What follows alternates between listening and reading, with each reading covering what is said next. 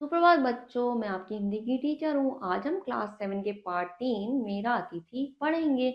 बच्चों, मैं आपको बता दूं कि पशु पक्षी भी हमारे जो हैं मित्र और अतिथि भी होते हैं, हो सकते हैं, ठीक है। उनकी भी भावनाएं होती हैं जिनको हमें समझने का, उनके प्रति अपने कर्तव्य निभाने का प्रयास करना चाहिए, ठीक है। उनकी भावनाओं को हमें समझना चाहिए। कुछ ऐसा ही इस पाठ में समझाने का प्रयास किया गया है। पाठ की शुरुआत करने से पहले हम थोड़ी सी जानकारी लेते हैं। चलिए शुरुआत करते हैं। संवेदनाएं सभी जीवों में होती हैं। सभी जीवों में संवेदनाएं होती हैं, भावनाएं होती हैं, ठीक है ना बच्चों। पशु पक्षी भी हमारे मित्र अतिथि हो सकते हैं। पशु पक्षी भी हमारे मित्र और अतिथि हो सकते हैं। मनुष्य के समान ही इनमें अपनत्व की भावना होती है। अपनेपन की भावना जो है, अपनत्व की भावना जो है, मनुष्य के जैसे इनमें भी होती हैं, ठीक है, हो सकती है ना। उनकी रक्षा करना मनुष्य का कर्तव्य है। वे प्रेम की भाषा समझते हैं और बदले में प्रेम ही देते हैं। उनकी रक्षा करना हमारा कर्तव्य है क्योंकि वो भी प्रेम की भाषा समझते हैं और बदले में हमें भी प्रेम देते हैं, ठीक है। प्रस्तुत पाठ में इस बात को बड़े ही अनोखे ढंग से समझाया गया है। इस पाठ में भी इसी बात को जो है अनोखे तरीके से समझाने का प्रयास किया गया है। तो बच्चों, इसमें ये बताने का प्रयास किया गया है कि हमें पशु पक्षियों की भावनाओं को समझना चाहिए, उन्हें प्रेम से उनके साथ व्यवहार करना चाहिए, ठीक है ना बच्चों। तो चलिए अब पाठ की शुरुआत करते हैं, ठीक है। चलिए शुरू करते हैं। चिकित्सक के कहने से हवा बदलने के लिए मैं देवघर आया था। चार दीवारी से घिरे हुए बाग के भीतर बने हुए बड़े से घर में मैं किराए पर रहने लगा। कहाँ रहने लगा? किराए पर रहने लगा, ठीक है। मेरे साथ यहाँ एक नौजवान मित्र आया था। साथ में कौन था? एक मित्र भी आया था, ठीक है। बीच बीच में वह अक्सर कहता था, चलिए दादा, आज जरा टहल आए। स्वास्थ्य के कारण टहलने के नाम पर आनाकानी करते हुए मैं टाल जाता था। वो मुझे जब भी टालने को कहता था तो मैं जो है अपने स्वास्थ्य के कारण टहलने के नाम पर मैं जो है टाल मटोल आनाकानी करने लगता था, ठीक है। लेकिन बाद में धीरे धीरे आदत हो गई और एक दिन अंधकार हो जाने पर मैंने सोचा मैं अकेला हूँ, अब लौट चलना चाहिए। मैंने क्या सोचा कि अब मुझे लौट चलना चाहिए। लौटने के लिए पीछे मुड़कर देखने पर मैंने पाया कि एक कुत्ता मेरे पीछे आ रहा था। मैं पीछे मुड़ा तो मेरे पीछे कौन आ रहा था? एक कुत्ता आ रहा था, ठीक है। आगे देखते हैं। मैंने उससे कहा, क्यों रे, मेरे साथ चलेगा? वह कुछ दूरी पर खड़े होकर दुम हिलाने लगा। मैं समझ गया कि वह राजी है। मैंने कहा, तो फिर मेरे साथ आ। मैंने कुत्ते से कहा, फिर मेरे साथ आ, ठीक है। आगे देखते हैं। सड़क के किनारे लालटेन की रोशनी में देखा, कुत्ता सियाना था। रोग के कारण पीछे के रोए झड़ गए थे, जरा लंगड़ा कर चलता था। फाटक खोलकर मैंने उसे भीतर बुलाया। आ भीतर आ, आज तू मेरा अतिथि है। मैंने उसे अपने घर में बुला लिया और कहा, आज तू मेरा अतिथि है, यानी मेरा मेहमान है, ठीक है। आगे देखते हैं आगे क्या हुआ। कुत्ता बाहर ही खड़े खड़े पूंछ हिलाता रहा, किसी भीतर घुसने की हिम्मत ना कर सका। इतने में मैं लालटेन लेकर नौकर आया। इतने में क्या हुआ? लालटेन लेकर नौकर आया। मैंने कहा, दरवाजा बंद ना करो, खुला ही रहने दो। अगर कुत्ता भीतर आए तो उसे खाने को दे देना। मैंने क्या कहा कि अगर ये कुत्ता अंदर आए तो उसे खाने को दे देना, दरवाजा बंद मत करो, ठीक है। दूसरे दिन सवेरे बाहर आते ही मैंने देखा, मेरा कल का अतिथि फाटक के बाहर ही खड़ा है। मैंने देखा कि वो फाटक के बाहर ही खड़ा हुआ है, ठीक है। मैंने कहा, कल मैंने तुझे खाने को न्योता दिया था, तू आया क्यों नहीं? मैंने उससे बोला, कल मैंने तुझे बुलाया था, तू आया क्यों नहीं, ठीक है। इसके जवाब में मेरा मुंह ताकता हुआ वह उसी तरह पूछ हिलाने लगा और वो उसी तरह से पूछ हिलाने लगा। मैंने कहा, अगर आज तू खाकर जाना, क्या कहा?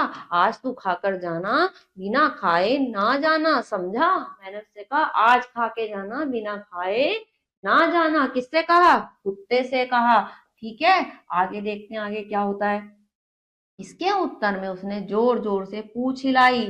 शायद उसका मतलब यह था, सच कह रहे हो ना। मतलब उसका मतलब मुझे ऐसा लग रहा था जैसे वो ये कह रहा है कि सच कह रहे हो ना तुम। ठीक है। रात को नौकर ने आकर बताया कि वही कुत्ता आकर आज बाहर के बरामदे के नीचे आंगन में बैठा है। और वो कहाँ बैठा है? आंगन में बैठा हुआ है। ठीक है। रसोइये को बुलाकर मैंने कह दिया कि वह कुत्ता मेरा अतिथि है। मैंने क्या कह दिया? कि वो मेरा अतिथि है, मेहमान है। ठीक है। से पेट भर खाने के को देना। दूसरे दिन खबर मिली कि वो मेरा अतिथि फिर नहीं गया। और फिर क्या हुआ? वो फिर नहीं गया, मुझे ऐसा पता लगा। ठीक है, आगे देखते हैं। मैं जानता था कि रोज बहुत सी खाने की सामग्री फेंक दी जाती है, इसलिए कुत्ते को खिलाने में को आपत्ति ना होगी। मुझे ऐसा लगता था कि कुत्ते को खिलाने में किसी को परेशानी नहीं होगी। ठीक है। लेकिन आपत्ति थी, और बहुत बड़ी आपत्ति थी। हमारी रसोई की बचत का अधिकार था इस बाग के मालिक की स्त्री के पेट में जाता था। क्या हमारी रसोई का जो पैसा, जो खाना बचता था, जो किस में जाता था? हमारी रसोई का जो खाना बचता था वो माली की जो स्त्री है उसी की पेट में जाता था।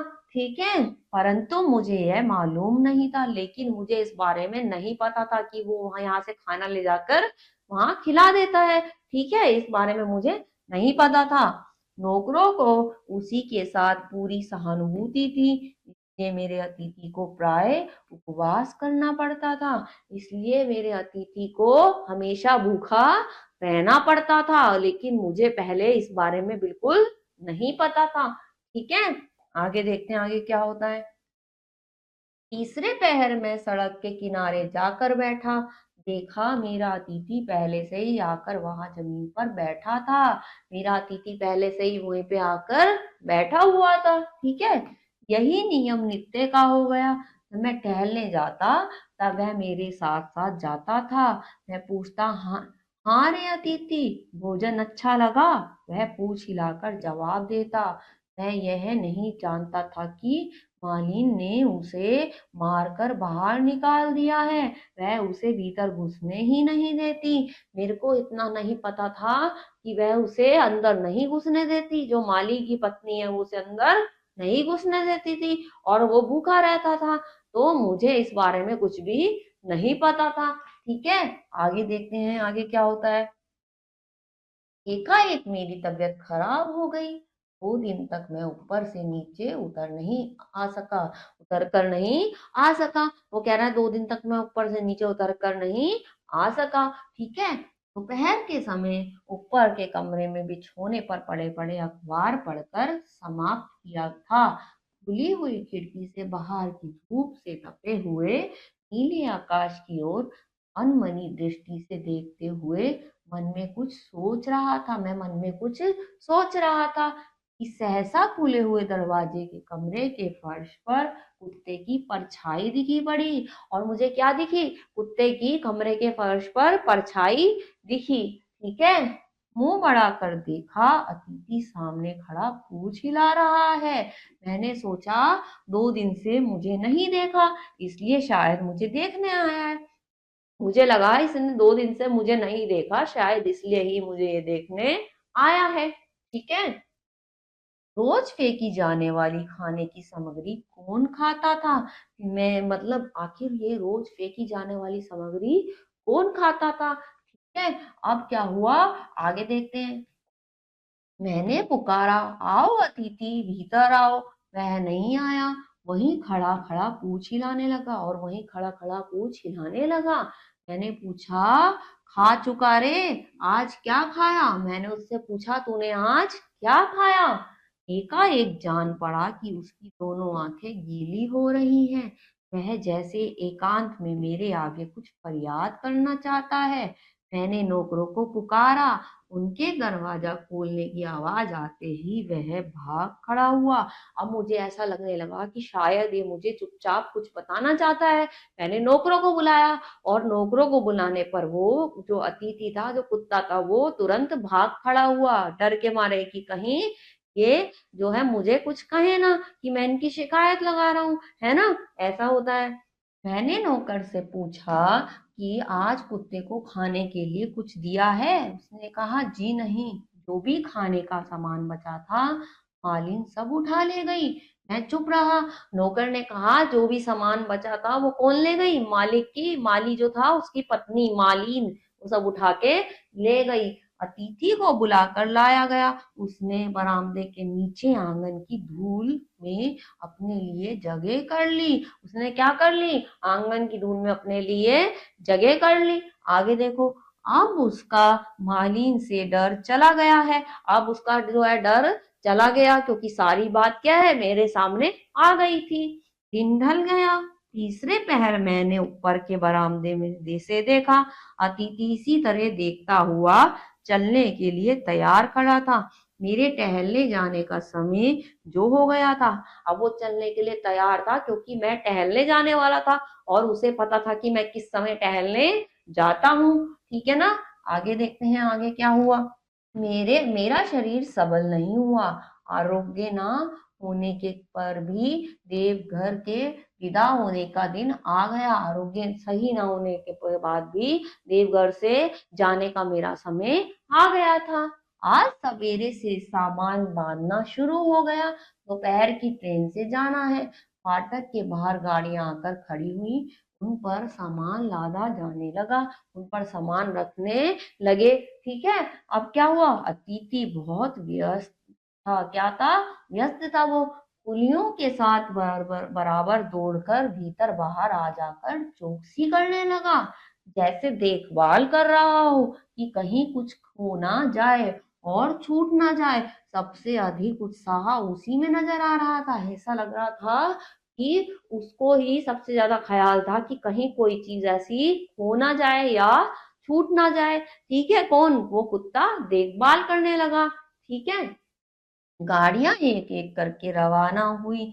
मैं भी गाड़ी में बैठकर जैसे ही स्टेशन पहुंचा तो देखा मेरा अतिथि सामने खड़ा है। और मैं स्टेशन पे पहुंचा तो वहां भी देखा मेरा अतिथि सामने खड़ा है। ठीक है। मैंने कहा क्यों रे, तू यहाँ भी आ गया? उसने पूछ हिलाकर इस प्रश्न का उत्तर दिया। क्या जाने उसके क्या मायने थे। टिकट खरीदे गए, माल असबाब की तौल हो गई। मित्र ने आकर खबर दी कि ट्रेन के छूटने में बस 1-2 मिनट की ही देरी है। साथ में जो लोग सवार कराने आए थे उन सबको मैंने बख्शीश दी। कुछ पाया नहीं तो केवल मेरे अतिथि ने। किसने? वो कह रहा है मैंने सबको बख्शीश दी और मैं बैठने के लिए विदा हो गया। केवल कुछ नहीं पाया तो किसने? मेरे अतिथि ने, उस कुत्ते ने। है ना। आगे देखते हैं आगे क्या होता है। हवा में धूल उड़कर पर्दे की तरह छा गई। जाने के पहले उसी पर्दे के भीतर से मैंने स्पष्ट देखा कि स्टेशन के फाटक के बाहर मेरा अतिथि खड़ा एकटक जोर ताक रहा है। ट्रेन सीटी देकर चल दी और मैंने तब देखा कि वो जो अतिथि है, जो कुत्ता है, वो मेरी तरफ ही देख रहा है। और ट्रेन की सीटी बजने लगी और वो ट्रेन जो है मेरी चल दी। ठीक है। घर लौटने का उत्साह मुझे अपने भीतर कहीं ढूंढे नहीं मिला। केवल यही ख्याल आने लगा कि मेरा अतिथि आज लौटकर देखेगा कि घर का लोहे का फाटक बंद है, उसके भीतर जाने का कोई उपाय नहीं है। मुझे केवल उसी का ख्याल था। घर लौटने का कोई मुझे इतनी खुशी नहीं हुई, क्योंकि मेरा दिमाग कहाँ था? अपने अतिथि की ओर, उस कुत्ते की ओर, क्योंकि वो वापस लौटेगा तो उसे आज वो दरवाजा बंद मिलेगा जो पहले खुला मिलता था। ठीक है। तो फिर शायद रास्ते में खड़े होकर 2-3 दिन मेरी राह देखेगा।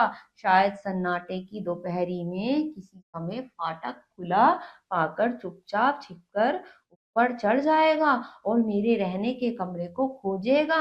मुझे ना पाकर फिर राह का कुत्ता राह में ही आश्रय ग्रहण करेगा। मुझे केवल यही रहने लगा कि वो जो है मुझे वहां ना पाकर फिर वहीं राह का कुत्ता राह में ही घूमता रहेगा। बहुत ज्यादा वो परेशान होगा।